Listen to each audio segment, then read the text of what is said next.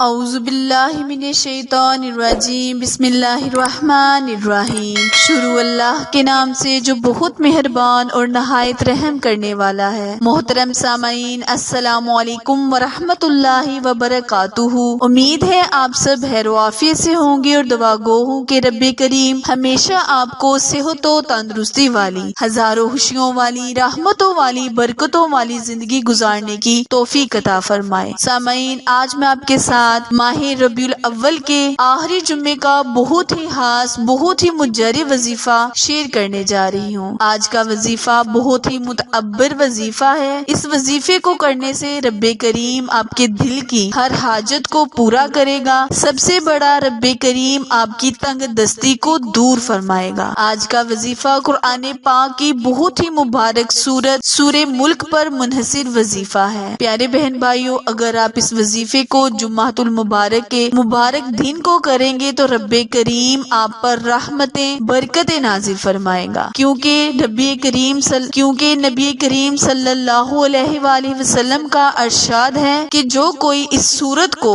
رات کو 3 مرتبہ پڑھ کر سوئے گا، رب کریم اس پر سے تنگ دستیوں کو دور کر دے گا، مشکلاتوں کو، غموں سے نجات دے گا۔ پیارے بہن بھائیوں، یہ ایک سفارشی سورت ہے جو کہ اپنے پڑھنے والے کو قیامت کے دن تب تک کھڑی رہے گی جب تک وہ جنت میں اس کو نہ لے جائے۔ حضرت ابو ہریرہ رضی اللہ عنہ سے مروی ہے کہ ہم ایک دفعہ نبی کریم صلی اللہ علیہ وآلہ وسلم کے ساتھ کسی سفر پر چل رہے تھے۔ لا علمی کے عالم میں میں نے ایک قبر پر اپنے خیمے کو نصب کر دیا۔ اچانک اس قبر سے سورہ ملک پڑھنے کی آواز آئی تو میں نے خیمہ اٹھایا، کہا کہ اس متعبر اور پاک قبر سے بہت زیادہ خوشبو آ رہی تھی اور نبی پاک صلی اللہ علیہ وآلہ وسلم کے پیارے صحابہ نے وہاں سے اپنے خیمے کو اٹھا لیا۔ تو پیارے بہن بھائیوں، یہ بہت ہی متعبر اور پاک سورت ہے۔ اس کو پڑھنے سے رب کریم بہت سی مشکلات کو بھی آسان فرماتا ہے۔ وظیفہ شیئر کرنے سے پہلے آپ سے گزارش ہے کہ جنہوں نے بھی میرے چینل اردو کوئٹس ہسٹری کو لائک، شیئر اور سبسکرائب نہیں کیا، وہ جلدی سے میرے چینل کو لائک، شیئر اور سبسکرائب کر دیں تاکہ مزید نئی آنے والی ویڈیو کی اپڈیٹ آپ تک بر وقت آسانی سے پہنچتی رہے۔ پیارے بہن بھائیوں، جمعہ المبارک میں ایک ایسی گھڑی ہوتی ہے جب رب کریم آپ کی دعاؤں کو قبولیت کا شرف بخشتا ہے، تو آپ نے اس متعبر گھڑی میں ہی وظیفے کو، اس عمل کو کرنا ہے۔ انشاءاللہ رب کریم آپ کی